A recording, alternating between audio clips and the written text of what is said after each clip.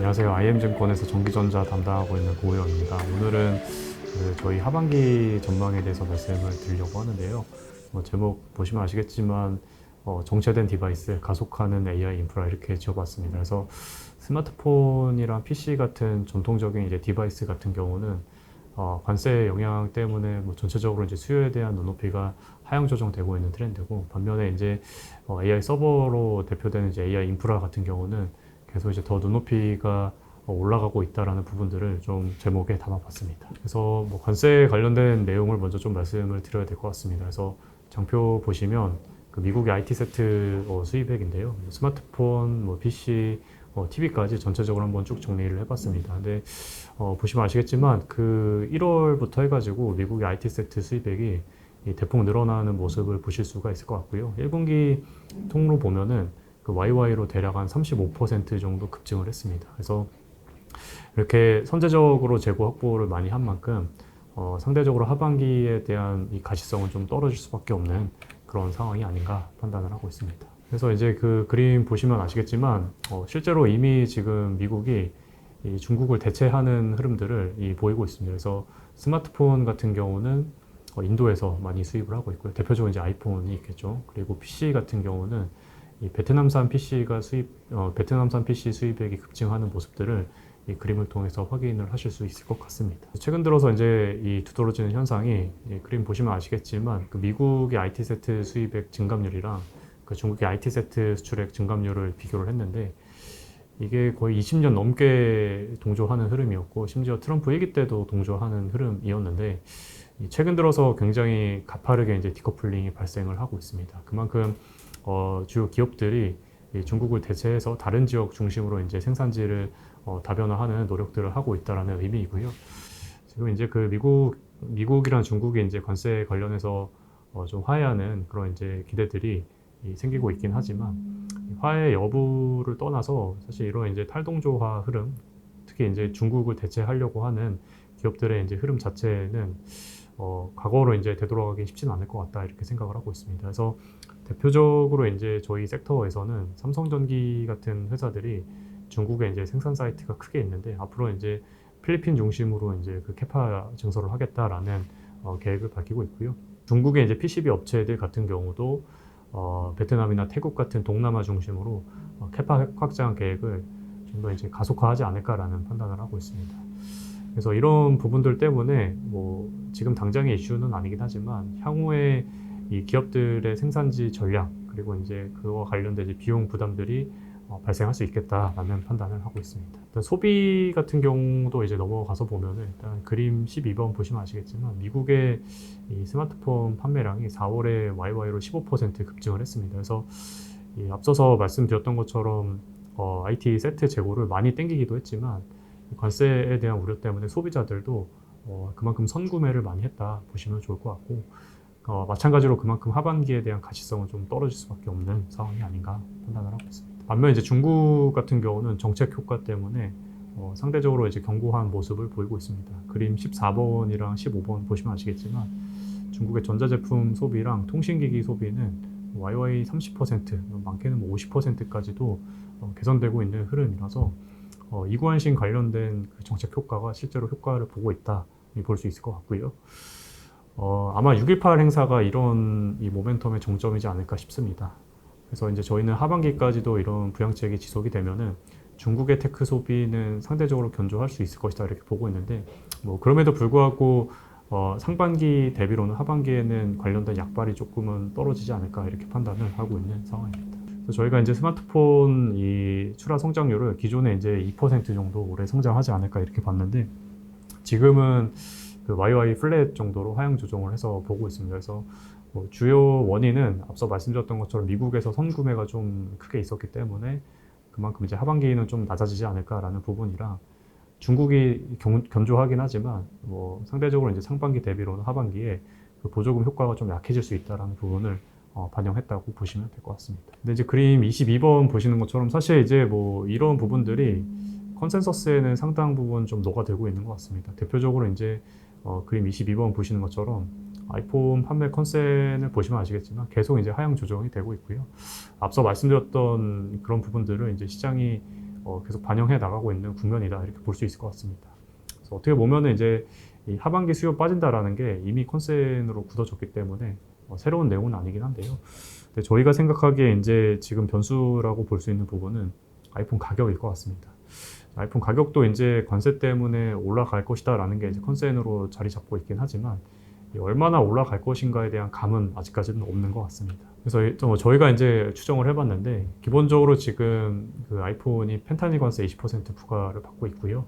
그리고 중국산 아이폰 비중이 80%고 또 미국에서 판매되는 비중이 30% 정도 됩니다. 그래서 이런 부분들을 감안해서 봤을 때 아마 올해 하반기 아이폰 17 시리즈 같은 경우는 판가가 전체적으로 한 5% 정도 인상되지 않을까 이렇게 생각을 하고 있고 이 정도 인상되면은 기본적으로 한 3% 정도 수요가 빠질 가능성이 있겠다 보고 있습니다. 이거는 사실 저희 추정이기 때문에 만약에 가격이 생각보다 안 오른다고 하면은 오히려 좀 서프라이즈가 될 수 있을 것 같고요. 반대로 이제 가격이 더 오른다고 하면은 올해 4분기에서 내년 3분기까지의 수요 눈높이가 한 번 더 하향 조정될 가능성이 있습니다. 그래서 이 부분이 지금 저희가 보기에는 남아있는 불확실성 중에 하나가 아닐까 이렇게 판단을 하고 있습니다. 그래서 지금 뭐 전체적으로 스마트폰을 둘러싸인 이제 환경이 좋지 않고 그리고 이제 특히 이제 아이폰이 좋지가 않은데 근데 저희가 생각하기에 이제 기회 요인이라고 볼 수 있는 거는 결국 이제 연례 개발자 행사랑 이제 중국산 컴포넌트 배제 가능성인데요. 연례 개발자 행사는 제가 이제 이걸 촬영하는 시점 기준으로는 이미 발표가 됐고요. 근데 이제 낮아진 기대 정도의 그 부합을 하는 분위기였기 때문에 뭔가 이제 캐터리스트가 되기에는 좀 부족했다라는 평가가 대부분인 것 같고요. 반면 이제 원산지 규정이 만약에 강화되는 등 이 미중 갈등이 좀 격화가 되면은 국내 이제 컴포넌트 업체들한테는 기회 요인이 될 수 있을 거다 보고 있습니다. 그림 29번 보시는 것처럼 애플 아이폰 공급망에서 이제 중국이 차지하는 비중이 뭐 기본적으로 막 50%씩은 차지하고 있습니다. 특히 이제 국내 뭐 LG 이노텍이나 뭐 삼성 디스플레이나 이런 이제 국내 업체들이 중국과의 중국과의 경쟁 과정에서 점유율이 빠지거나 판가가 이제 빠지는 부분들이 있었는데 만약에 이제 애플이 실제로 탈중국 관련된 부분들을 리스크 해지 차원에서 추진한다고 하면은 이 국내 컴포넌트 업체들한테는 기회 요인으로 작용할 수 있겠다 이렇게 판단을 하고 있습니다. 그래서 전체적인 환경은 좀 어렵긴 하지만 애플의 탈중국 가능성을 저희는 좀 기대를 하고 있다 이렇게 말씀을 드릴 수 있을 것 같습니다. 그래서 이제 PC로 이제 뭐 넘어가서 말씀드리면 PC는 이제 간단하게 말씀드리면 될 것 같습니다. 뭐 전체적으로 이제 이 스마트폰 특히 아이폰이 많이 이제 선행 비축했다 앞에서 말씀드렸는데 PC도 만만치 않습니다. 그래서 왼쪽 그림 보시면 아시겠지만 PC 미국의 PC 도매 재고인데요. 재고 레벨 자체가 2022년 하반기, 그러니까 이제 코로나19 어느 정도 마무리되고 이제 재고가 폭증하던 시기만큼 재고 레벨이 많이 쌓여 있고 그만큼 지금 창고에 PC가 많이 쌓여 있다는 의미입니다. 그래서 저희가 보기에는 뭐 아이폰도 아이폰이지만 하반기에 PC 관련된 컴포넌트도 가시성은 좀 떨어질 가능성이 높다고 저희는 판단을 하고 있습니다. 다만 이제 그 세그먼트는 좀 나눠서 봐야 될 것 같아요. 이제 전체 PC 시장에서 소비자용이 대략 한 60% 정도 차지하고 있고 기업용이 40% 정도 차지하고 있는데 저희가 지금 좀 안 좋게 보고 있는 쪽은 이 소비자용 쪽이고요. 기업용 같은 경우는 내용 연수가 이제 보통은 정해져 있죠. 5년 정도로 정해져 있는데 기계적으로 내용 연수 때문에 바꾸는 교체 수요가 있을 것이고 또 윈도우 10 지원 종료 때문에 보안 이슈 때문에 또 바꿔야 되는 부분들이 있을 거기 때문에 상대적으로 이제 기업용이 조금은 더 견조하지 않을까 이렇게 보고 있습니다. 그래서 소비자용의 부진 그리고 기업용의 회복 이런 부분들이 혼재되는 방향이 나타나지 않을까 판단을 하고 있습니다. 서버인데요.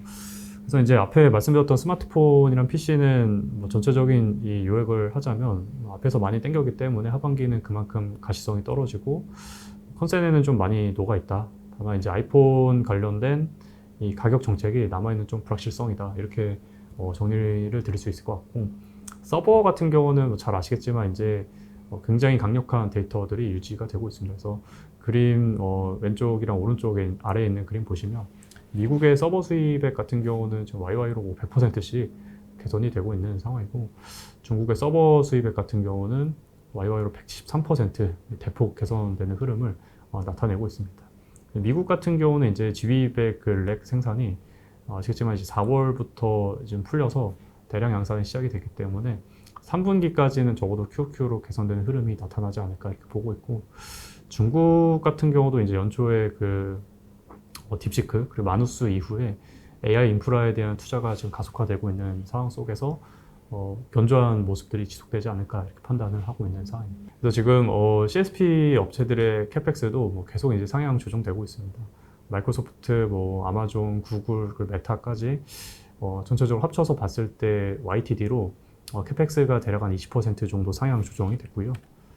모든 업체들이 지금 추론 관련된 그런 이제 토큰 수요가 굉장히 가파르게 늘어나고 있다라는 얘기를 하고 있습니다.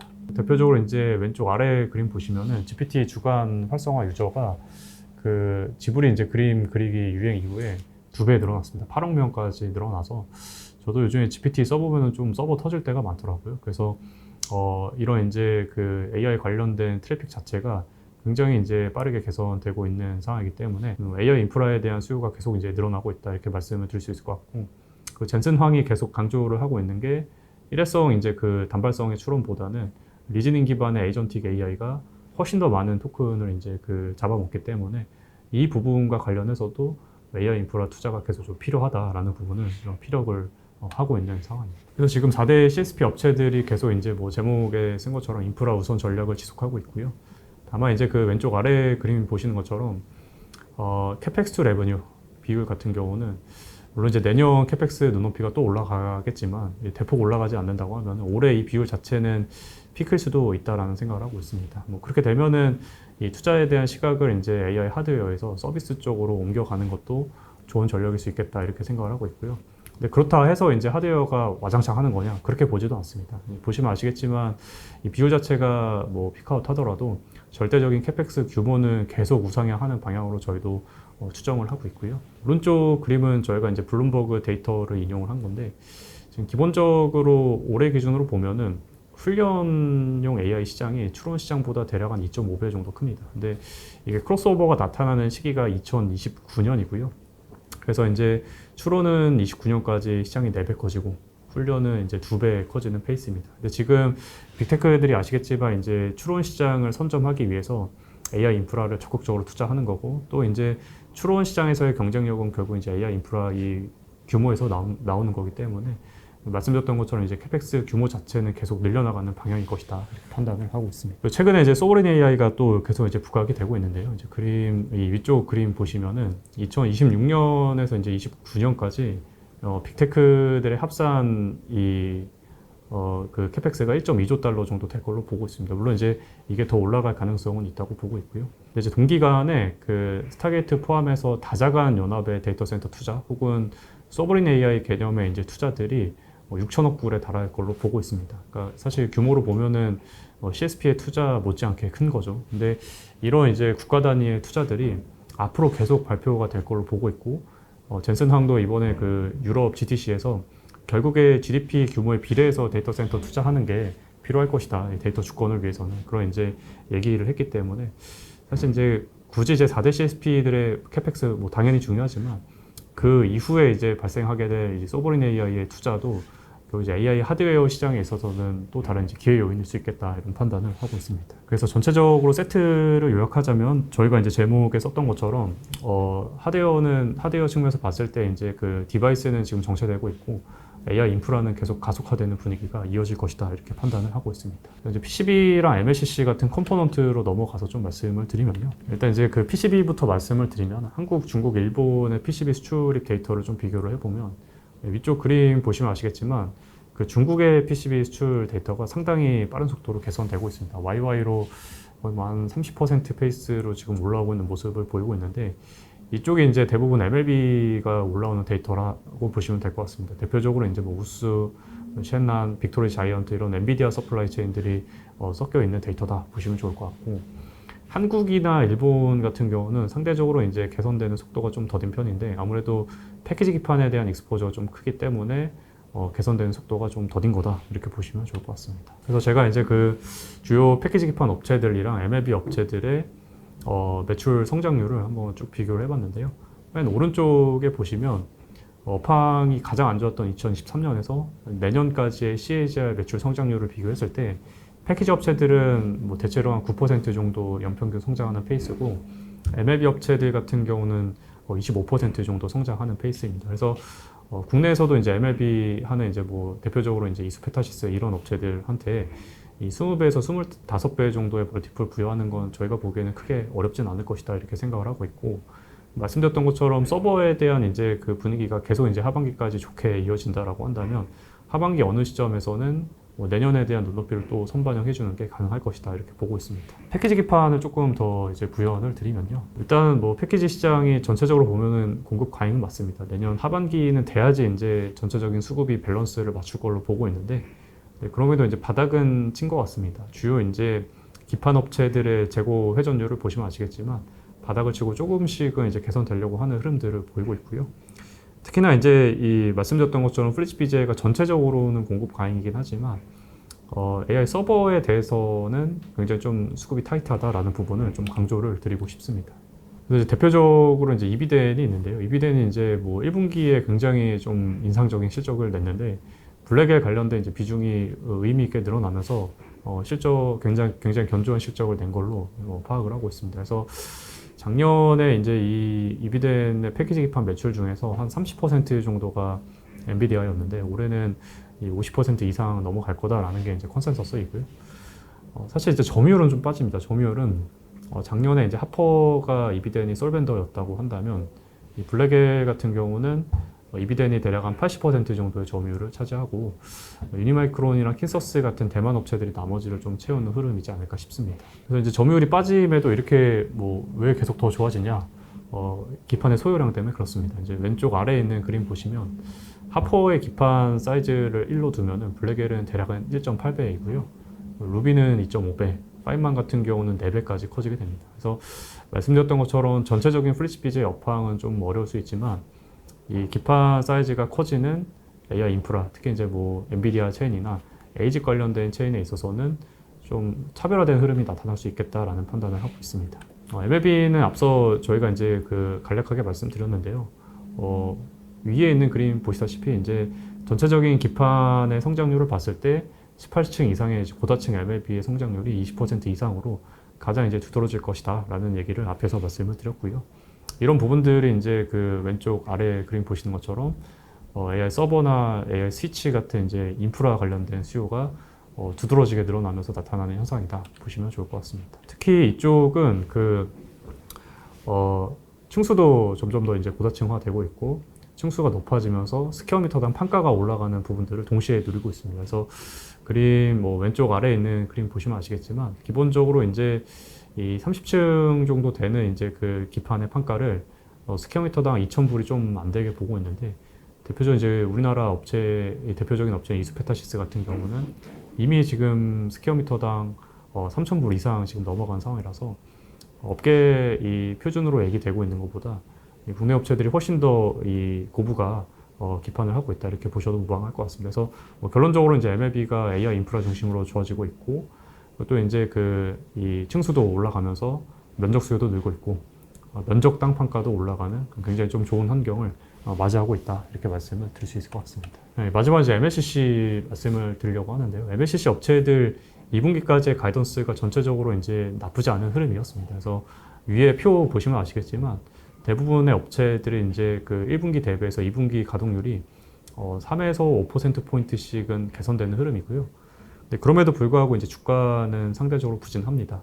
아래 바로 이 그림 보시면 아시겠지만 무라타가 이 MLCC 1등 업체죠. 이 회사가 올해 그 MLCC 사업이 YY로 2%밖에 외형 성장을 못할 것 같다 이런 얘기를 하면서 전체적인 이제 업황에 그 찬물을 끼얹었는데, 아무래도 이제 무라타가 그 애플에 대한 익스포저가 상대적으로 큰 회사다 보니까 소도에 말씀드렸던 것처럼 상반기에 많이 땡겨갔으니 그만큼 하반기에 대한 수요 전망을 보수적으로 하는 게 아닌가 이렇게 저희는 판단을 하고 있습니다.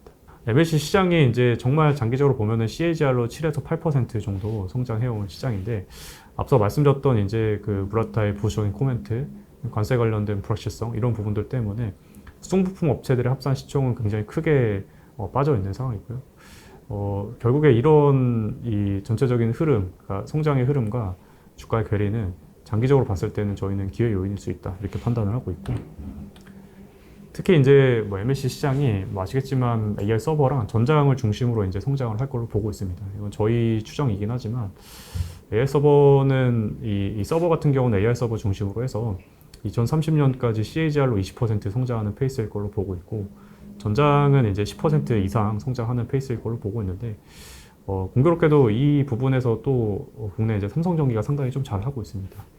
AI 서버용 MLCC 시장에서는 점유율이 거의 한 40%에 육박할 정도로 상당히 지배적인 위치를 차지하고 있고요.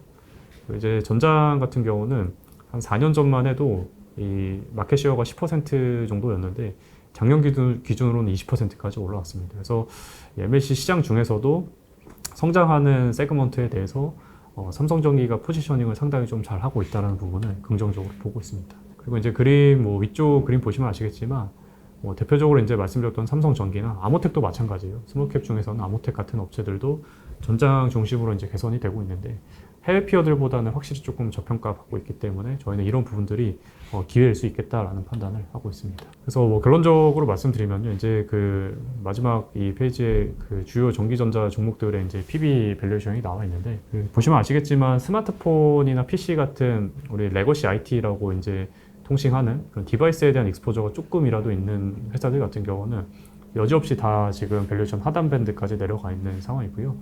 상대적으로 이제 AI 인프라에 대한 익스포저가 높은 이스페타시스나 두산 같은 업체들이 굉장히 아웃퍼폼하는 모습들을 보이고 있습니다. 그래서 저희는 바벨 전략처럼 가져가자 이런 말씀을 드리고 있는데, 레거시 업체들이 전체적으로 굉장히 많이 빠지긴 했지만 그 중에 이제 말씀드렸던 것처럼 서버나 전장 중심으로 펀더멘탈이 개선되고 있는, 예를 들어 삼성전기, 대덕전자, 아모텍 이런 업체들 같은 경우는 오히려 길게 보면은 이 정도의 주가 레벨이, 이 밸류에이션 레벨이 기회의 요인일 수 있다 이렇게 보고 있고, 특히 이제 90일 관세 유예가 이제 얼마 남지 않았는데 어떤 방향이든 타결이 되면은 리스크가 해소되는 방향 혹은 리스크가 노출되는 방향에서 주가가 오히려 좀 탄력성을 가질 수 있겠다라는 판단을 하고 있습니다. 또 한편으로는 AI 인프라에 대한 익스포저 높은 이스페타시스 같은 업체들, 이런 업체들은 바이앤홀드 관점에서 쭉 가져갈 수 있겠다, 이렇게 저희는 판단을 하고 있습니다. 그래서 결론적으로 말씀드리면은 레거시 중에서는 펀더 개선되고 있는 업체, 그리고 AI 인프라에 대한 익스포저가 애초에 높은 업체,